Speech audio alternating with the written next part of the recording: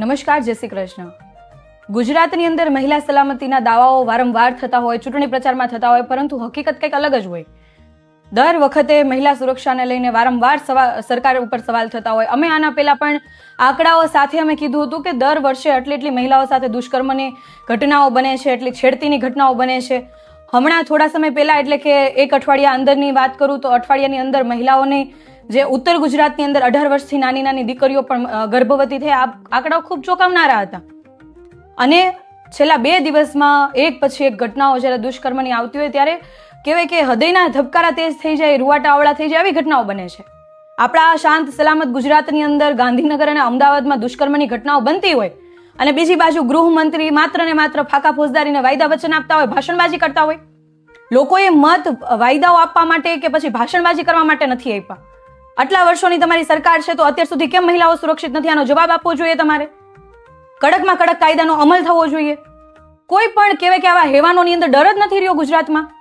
એક પછી એક ઘટનાઓ બને છે ને એક બાજુ દીકરીઓ પીડાય છે, પીંખાય છે અને બીજી બાજુ ગૃહમંત્રી ભાષણબાજી કરે છે. તો ક્યાં ગયો કાયદો? કાયદાનું કામ કરશે ક્યાં ગયો કાયદો? કેટલી હજી દીકરીઓને આવી રીતના પીખાવાનું બાકી છે? કેમ આ હેવાનોને ડર નથી આ સરકારનો? કારણ કે ક્યાંક ને ક્યાંક ગૃહમંત્રીની અને આખા ભાજપ સરકારની નિષ્ફળતા છે.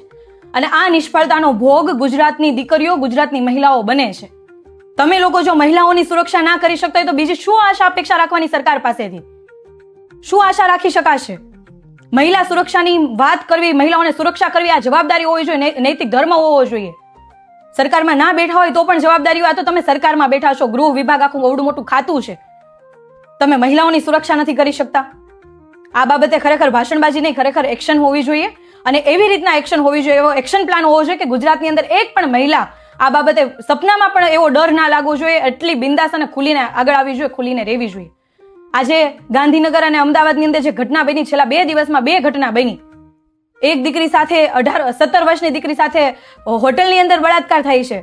એમને હોસ્પિટલાઇઝ કરવામાં આવે છે, એમના રક્તસ્રાવ અતિશય વહી જાય છે અને છેલ્લે દીકરીનું મૃત્યુ થાય છે.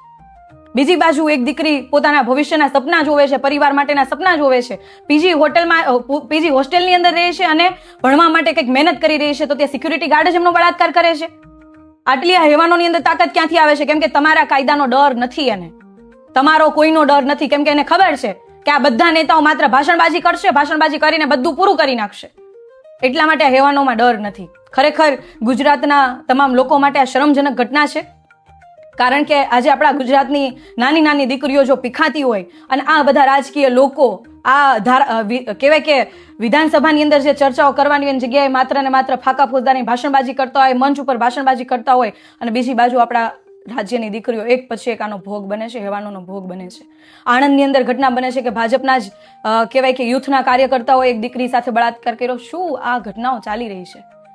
અને હજી આપણે સૌ આ બાબતે માત્ર ચર્ચા જ કરતા રહીશું, એક્શન નહીં લેવાય. આ દીકરી પણ કોઈના ઘરનો કહેવાય કે દીવો છે, કોઈના ઘરની દીકરી છે. એમના મા બાપ, ભાઈ, એમના પરિવાર ઉપર શું વીતતી હશે, આ દીકરી ઉપર શું વીતતી હશે, એમની તો આખી જિંદગી બરબાદ થઈ જતી હોય છે.